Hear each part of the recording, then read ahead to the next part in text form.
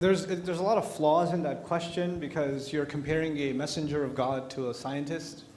A scientist isn't asking people to be followed or to take his claims as the words of God, or nor is he asking you to reform your life in an ethical or spiritual way, etc. So what a scientist is simply doing is researching the universe.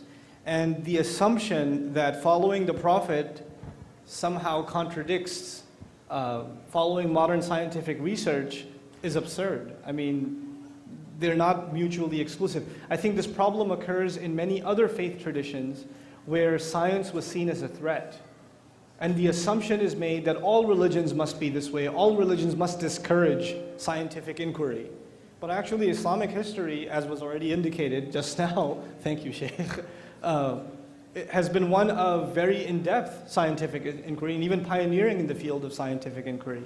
Now, as for the Prophet being 1400 years ago and not having the kind of scientific knowledge and access that we have today, when it comes to matters of guidance, right and wrong, justice and injustice, scientific revolutions will not change that.